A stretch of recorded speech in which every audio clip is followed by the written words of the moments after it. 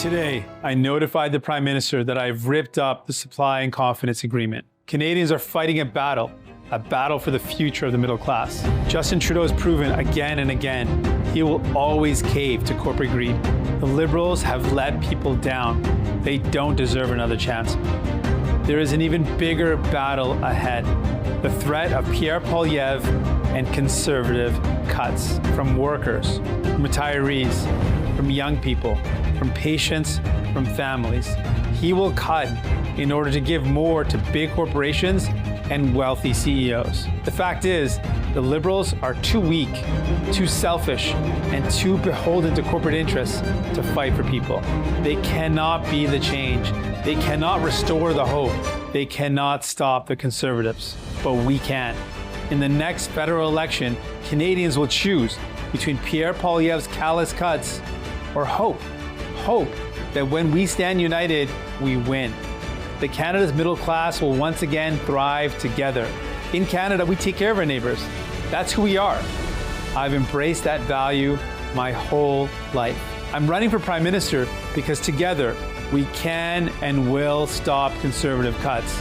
We can deliver relief and restore hope, fix healthcare, build homes you can afford, stop price gouging. It's always impossible until it isn't.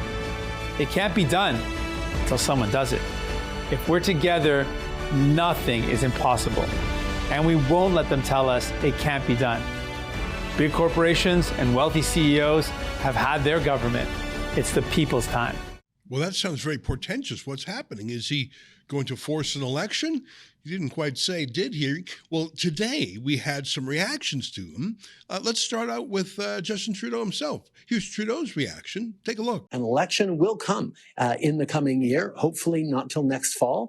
Because in the meantime, we're going to deliver for Canadians. And the contrast with a Conservative leader that wants to cut dental care, cut the school food program, cut insulin for through pharmacare, cut the programs that Canadians are relying on to help them through this difficult time. Well, that'll be a political decision that Canadians get to take in an election. But in the meantime, I'm not letting down Canadians, and I'm going to stay focused on them. There's Trudeau's reply. And let's go to Pierre Poilievre to round things out, and then we'll bring in our guest, and we're going to chew things over. Here's Pierre Poilievre, the leader of the opposition. Take a look.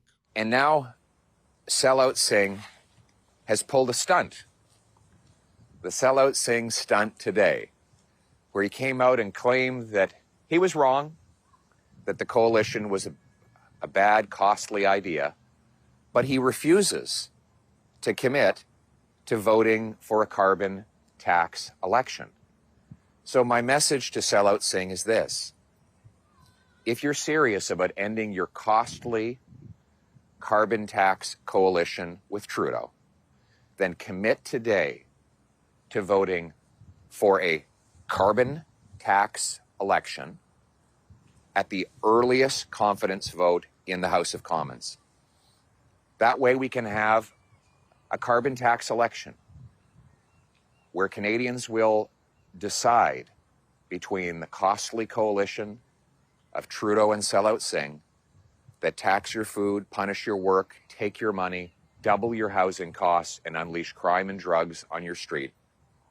Or common sense Conservatives who will axe the tax, build the homes, fix the budget, and stop the crime. Well, there you have it, the three major party leaders. What does it all mean? Does it mean anything at all? Joining us now via Skype from Alberta's capital city of Edmonton to talk about is our friend Lorne Gunter, senior columnist with the Edmonton Sun. Lorne, great to see you again. Just the other day, before this announcement was made by Singh, you were sort of laughing about Singh and saying there was really nothing he couldn't abide. There was no humiliation he couldn't accept from Justin Trudeau.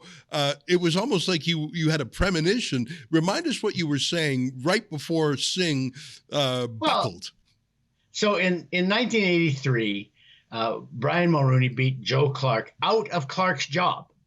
Clark had been the leader of the PCs and the Prime Minister. Mulroney beat him out, took both those jobs, and Clark decided to stick around and serve in Mulroney's cabinet.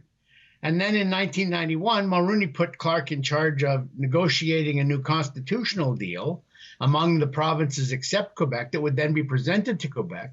And when he finally got one, Mulroney was out of the country, and Clark announced it, and then Mulroney flew back in a hurry and said, no, Joe was wrong. There really isn't a deal.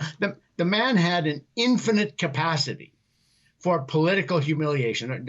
Tom Flanagan, who you know, a U of C prof, said at the time that Clark had the highest threshold for humiliation of anyone in Canadian politics. And I said, yes, until now. Yeah. And he'd been replaced by Singh. I mean, Singh has spent the last 2.5 years swallowing all of the garbage that the Liberals threw at them. He said, oh, we have a pharmacare deal. No, you don't. You're covering a couple of drugs. We have a Dentacare deal. No, you don't. There are very few dentists who are actually participating in it, and some provinces have pulled out. Oh, but we have a school food. No, you don't. You're shy about 6 million kids in the program. It just doesn't cover anybody. And so on issue after issue after issue, the Liberals would say they lived up to Singh's promises, and Singh would just sort of, in a meek little way, lap that all up and continue voting for the Liberals. And it was embarrassing. But I don't think anything has changed. I mean, to answer your lead-in question, I don't think that Singh's announcement on Wednesday changes anything, because he has now said, we will only support them on a case-by-case basis. Well, effectively, that's what they've been doing for the last 2.5 years. And I think the only thing that will come of this is that taxpayers in Canada will be harder hit, because the Liberals will have to spend even more money to get either the Bloc or the NDP to hold them in office. Of all those clips that we just saw, I think the funniest and at the same time the most infuriating thing that was said was Trudeau said, well, I hope there's not an election for another year, because we're planning to spend the next 12 months delivering on those things that we've promised Canadians. They've been in power for 9 years. I mean, why are we waiting until the last 12 months for Justin Trudeau to actually figure out how to solve housing, how to solve inflation, how to solve crime? These are all problems his government has created. I actually was a little surprised when I saw Poilievre's remarks this morning. I saw them this morning. I thought he was weak. I thought he was contrived. I thought he kept trying too hard to show the contents of his T-shirt. And he didn't go after the fact that the Liberals and the NDP together for the last 2.5 years, the Liberals for the last 9, have created all of these problems. This Liberal bail reform that's led to all the increase in violent crime, or much of the increase in violent crime. It's Liberal safe supply that's led to all the open drug use in public places. It's Liberal spending policies and Liberal interest policies that have led to the unaffordability of ordinary middle-class staples like food and gasoline and electricity in your home. I mean, those are all Liberal NDP created problems. And that's what I think Poilievre needs to keep hammering at. But it just infuriates me when Trudeau seems to think that, oh, well, it's Pierre Poilievre who's going to hand everything over to big corporations and make huge cuts into programs that you middle-class Canadians are depending on. They create these dinky little programs that have no real impact on inflation or housing or crime or anything like that. And to correct problems they created, and then they say, oh, that miserable Pierre Poilievre, he's going to cut all those programs you've come to depend on at exactly the wrong thing. Well, now, if you just reversed a lot of Liberal policies, you'd get rid of all of that stuff quite simply. I mean, this is the worst government Canada has ever had, period. And so I don't want to hear from Trudeau, and I don't think Singh is going to pull the plug on these guys anytime soon. Yeah, I mean, I think the difference between today and yesterday is yesterday, Singh basically said to Trudeau, it's a buffet. You can have everything and anything because we're yours. And now you can just order them a la carte. You'll just have to haggle for each dish off the menu. Or another way to look at it is you owned us before. Now you've got to rent us. So I think he might actually extract a little bit more because he's going to make demands on a more frequent basis. But Jagmeet Singh is doing very poorly in the polls. From what I understand, I'd have to freshen my memory. I don't think they're doing well fundraising wise. No. I don't think he wants to go to the polls himself. I think he just realized that Justin Trudeau is so hated. I mean, David Coletto, who works for the pollster Abacus, he's my favorite pollster to quote because I know he's not particularly sympathetic to the Conservatives. So when he says something that is in their favor, I know he's not saying it easily, so I can trust him more. He says that when people look at Trudeau, they're more likely to hate him than just to dislike him, which is interesting. Normally, it's sort of like a bell curve. Most people are okay, a little bit of dislike, a little bit of like, and it's only the margins that they love you or hate you. With Trudeau, there's hate.